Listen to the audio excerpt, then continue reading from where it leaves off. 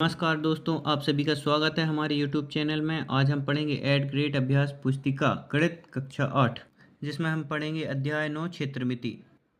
इस पाठ को हल करने से पहले इस अध्याय में क्या है, ये सूत्र याद होना चाहिए। जैसे घनाभ का पृष्ठीय क्षेत्रफल, घन का पृष्ठीय क्षेत्रफल, बेलन का कुल पृष्ठीय क्षेत्रफल, और भी जितने सूत्र दिए हैं ये सब हमको याद होना चाहिए। तो सबसे पहले इन सूत्रों को याद कर लें। कुछ सूत्र ये दिए हैं, घनाभ का आयतन, बेलन का आयतन, क्योंकि इन सूत्रों के बिना इस अध्याय को हल करना कठिन होगा। प्रश्न क्रमांक 1 है, यदि एक घन की भुजा को उसकी मूल भुजा से 10 गुना बढ़ा दिया जाए तो उसके आयतन में क्या परिवर्तन होगा? तो ये ऑप्शन यहाँ पर हमारा सही हो जाएगा, उसका आयतन 1000 गुना होगा। अब हम देखते हैं प्रश्न क्रमांक 2, एक घन मिलीमीटर किसके बराबर है? तो यहाँ पर हमारा सी ऑप्शन सही हो जाएगा, 0.001 सेंटीमीटर क्यूब। अब हम देखते हैं प्रश्न क्रमांक 3, दो बेलनों की त्रिज्याओं का अनुपात 1:2 है तथा इनकी ऊंचाइयों का अनुपात 2:3 है, उनके आयतनों का अनुपात कितना होगा? तो यहाँ पर हमारा बी ऑप्शन सही हो जाएगा, 1:6। प्रश्न क्रमांक 4 है, एक समचतुर्भुज के दो विकर्णों की लंबाई क्रमशः 30 सेंटीमीटर और 16 सेंटीमीटर है, इसका क्षेत्रफल कितना होगा? तो यहाँ पर ए ऑप्शन हमारा सही हो जाएगा, 240 सेंटीमीटर वर्ग। अब हम देखते हैं प्रश्न क्रमांक 5, यदि एक घनाभाकार टंकी जिसमें ढक्कन नहीं है की लंबाई 1 मीटर, चौड़ाई 1 मीटर और गहराई 2 मीटर है तो टंकी का पृष्ठीय क्षेत्रफल कितना होगा? यहाँ पर हमारा बी ऑप्शन सही हो जाएगा, 9 वर्ग मीटर। यहाँ पर हमारा प्रश्न क्रमांक 6 है, एक ऐसे घन की भुजा ज्ञात कीजिए जिसका पार्श्व पृष्ठीय क्षेत्रफल 600 सेंटीमीटर वर्ग है। तो हम देखते हैं घन का पार्श्व पृष्ठीय क्षेत्रफल होता है, इसका सूत्र होता है 6l², जहाँ l एक भुजा होती है तो 6l²। तो हमने देखा हमें 600 सेंटीमीटर वर्ग ये दिया है, क्या पार्श्व पृष्ठीय क्षेत्रफल दिया है, हमें भुजा ज्ञात करनी है इधर। तो हम 600 बराबर लिख देंगे 6l², 6 का इधर से पक्षांतर करेंगे तो 6 गुणा में है, भाग में आ जाएगा, 6 से इसको काटेंगे तो 100 बार कटेगा, l² बराबर 100 है। तो जब हम इधर से वर्ग हटाते हैं तो इधर वर्गमूल लग जाता है, ये देखिए यहाँ से वर्ग हटाए, यहाँ वर्गमूल लग गया है।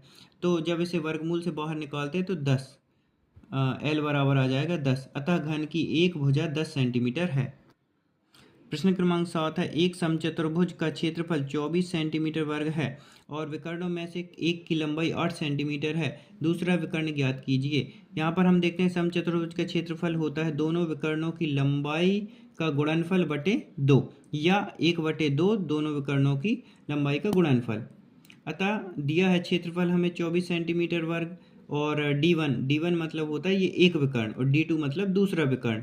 तो हम देखते हैं यहाँ हम इस सूत्र में मान रखते हैं कि 24 समचतुर्भुज के क्षेत्रफल दिया है हमें 24 बराबर 8 गुणा D2/2, 2 से हम इसको काटेंगे, 2 एकम 2, 2 चौके 8, तो 4 गुणा D2 हो जाएगा। अब 4 का हम पक्षांतर करेंगे तो इस तरफ जाएगा वो, तो भाग में आ जाएगा, 4 से हम इसको काटेंगे तो 4×6 24, तो D2 बराबर आ जाएगा 6। तो अतः दूसरे विकर्ण की लंबाई 6 सेंटीमीटर होगी। प्रश्न क्रमांक 8 है, 21 सेंटीमीटर चौड़ाई वाले एक आयताकार कागज को चौड़ाई के अनुदिश मोड़कर 20 सेंटीमीटर त्रिज्या वाला एक बेलन बनाया जाता है, बेलन का आयतन ज्ञात कीजिए। तो बेलन के आयतन का सूत्र होता है πr²h, जहाँ ये पाई है ना, इसको पाई बोलते हैं, पाई का मान होता है 22/7 और त्रिज्या यहाँ पर हमें दी है 20 सेंटीमीटर और हमने चौड़ाई के अनुदिश मोड़ा है, अतः जो ऊंचाई होगी ना, बेलन की ऊंचाई होगी वो 21 सेंटीमीटर होगी। अतः हम देखते हैं πr²h, h होती है ऊंचाई, r होती है त्रिज्या, तो 22/7 गुणा r का स्क्वायर है मतलब 20 का स्क्वायर, ये त्रिज्या है 20, 20 का स्क्वायर गुणा ऊंचाई है 21। तो हम देखते हैं 7 से हमने इसको काटा है, 7 एकम 7, 7 3 21, जो 3 आ गया और 20 का वर्ग किया है तो 400, 22 गुणा 400 गुणा 3 करेंगे तो बेलन का आयतन हमें प्राप्त हो जाएगा 26,400 सेंटीमीटर क्यूब, यहाँ घन लगा है। प्रश्न क्रमांक 9 है, एक ऐसे घनाभ की ऊंचाई ज्ञात कीजिए जिसके आधार का क्षेत्रफल 18 सेंटीमीटर वर्ग और जिसका आयतन 90 सेंटीमीटर क्यूब है। अब हम देखते हैं घनाभ का आयतन होता है लंबाई गुणा चौड़ाई और गुणा ऊंचाई। अब दिया है हमें आधार का क्षेत्रफल जो कि आयताकार है, आयताकार है मतलब आयत का जो क्षेत्रफल होता है वो होता है लंबाई गुणा चौड़ाई, मतलब इतना भाग हमें दिया है लंबाई गुणा चौड़ाई, ऊंचाई हमें ज्ञात करनी है और घनाभ का आयतन हमें दिया है 90 सेंटीमीटर क्यूब। तो हम रख देंगे घनाभ का आयतन बराबर आधार का क्षेत्रफल गुणा ऊंचाई। आधार का क्षेत्रफल दिया है 18 और आयतन दिया है 90, तो 90 बराबर हो जाएगा 18 गुणा ऊंचाई। तो अब इधर से हम 18 का पक्षांतर करेंगे तो वो आएगा भाग में, तो और 18 का इसमें हम भाग करेंगे तो 18 कम 18, 18 पंचे 90, तो 5 सेंटीमीटर हमारी ऊंचाई हो जाएगी। अतः हमारा अभीष्ट उत्तर 5 सेंटीमीटर हो जाएगा।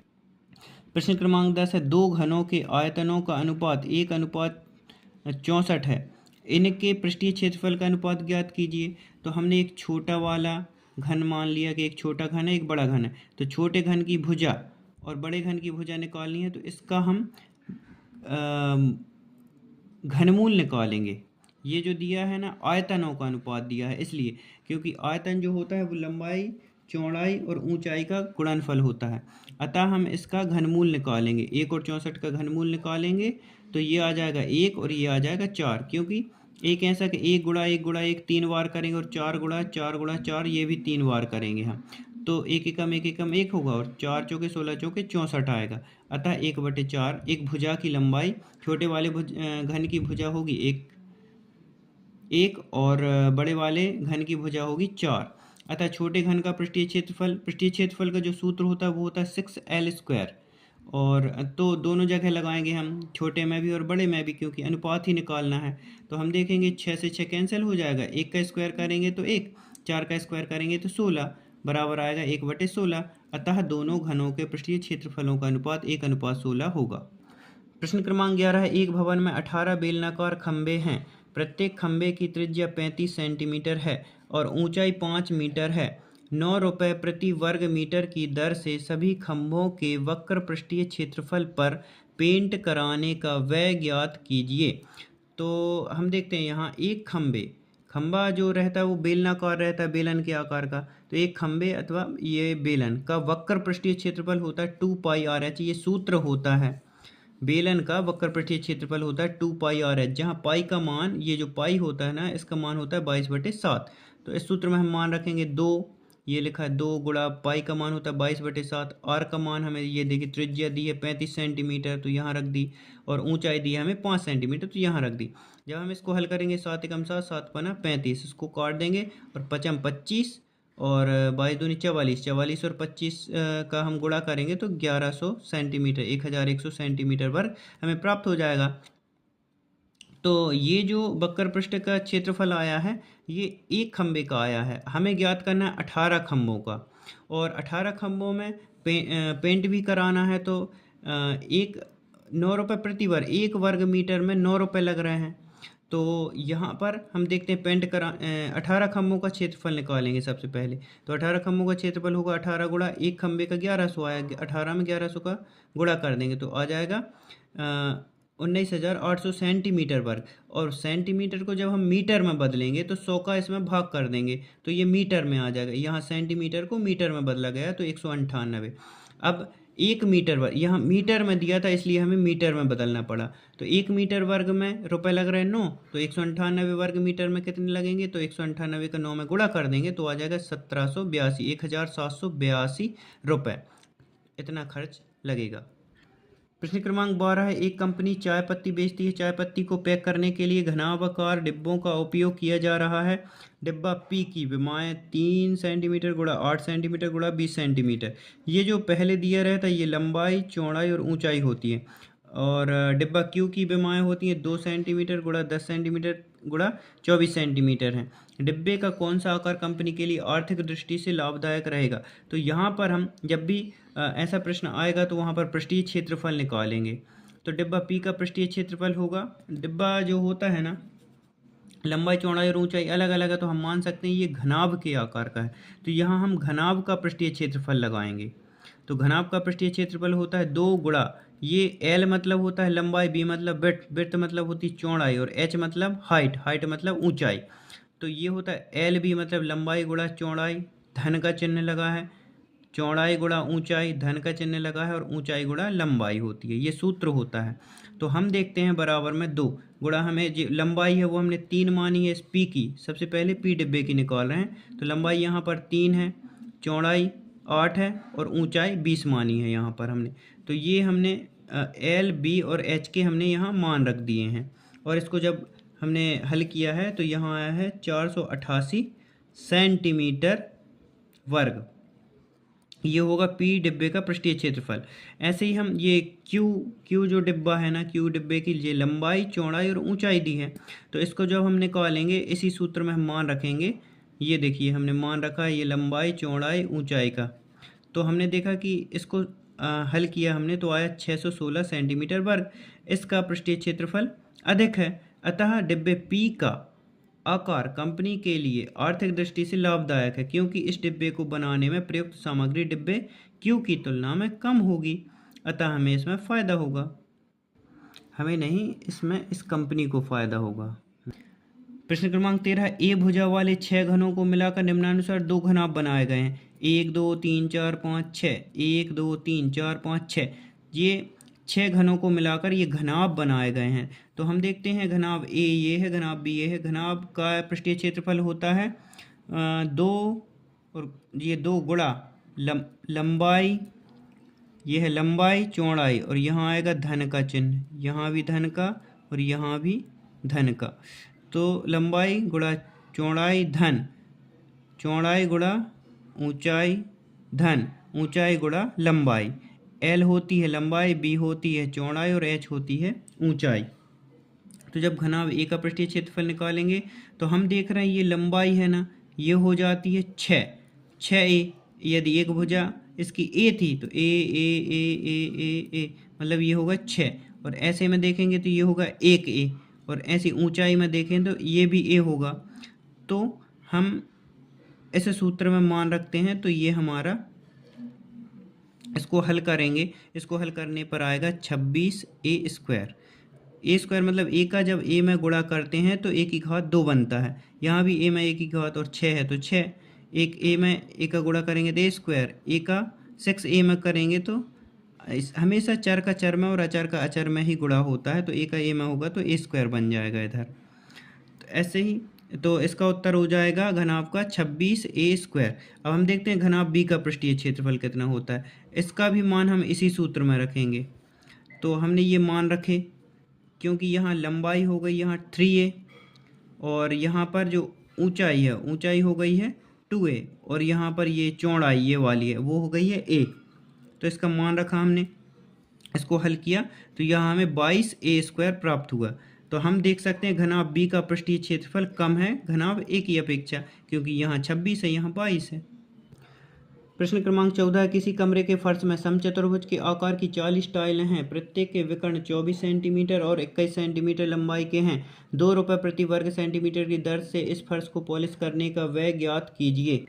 तो प्रश्न क्रमांक 14 का हल है कि समचतुर्भुज का क्षेत्रफल बराबर, ये सूत्र होता है 1/2 गुणा दोनों विकर्णों की लंबाई का गुणनफल। तो हम इसमें दोनों विकर्ण हमें दिए हैं, एक दिया है 24 सेंटीमीटर का, एक दिया है 21 सेंटीमीटर का। तो हम इसमें मान रखेंगे सूत्र में 1/2 गुणा 24 गुणा 21, 2 से हम इसको काटेंगे, 2 एकम 2 और 2 12 हम 24, और 12 का 21 में जब हम गुणा करेंगे तो आ जाएगा 252 सेंटीमीटर वर्ग। अब हम देखते हैं 40 टाइलों में 2 रुपये प्रति वर्ग सेंटीमीटर से पॉलिश कराने का व्यय। तो ये तो आया है एक टाइल का क्षेत्रफल आया है ये। ऐसी 40 टाइलें हैं और एक इसका व्यय कितना लग रहा है 2 रुपये प्रति वर्ग, 2 रुपये लग रहा है प्रति वर्ग सेंटीमीटर पर। तो हम 40 गुणा 2 और गुणा में करेंगे 252, तो इसको जब गुणा करेंगे तो आ जाएगा 20,160 रुपये का खर्चा आएगा। प्रश्न क्रमांक 15 है, अमन बी भुजा वाले 12 घनों को निम्नानुसार व्यवस्थित कर एक घनाभ बनाता है। इनको ऐसा घनाभ बनाना है हमें कि इस आकृति का। अब हमें उपरोक्त आकृति का पृष्ठीय क्षेत्रफल कितना है, न्यूनतम पृष्ठीय क्षेत्रफल का घनाभ निर्मित करने के लिए ए भुजा वाले 12 घनों को किस प्रकार व्यवस्थित करेंगे। अब हम देखते हैं यहाँ ये जो घनाभ हमें दिया है, इसकी जो लंबाई होगी वो होगी एल बराबर होगा 12, और b बराबर होगा 1 और h बराबर होगा 1। या हम इसे b भी ले सकते हैं, इसे भी b ले सकते हैं और इसकी 12 b ले सकते हैं। तो जब हम इसको हल करेंगे, घनाभ का पृष्ठीय क्षेत्रफल का सूत्र ये होता है, घनाभ का पृष्ठीय क्षेत्रफल का सूत्र ये लिखा हुआ है।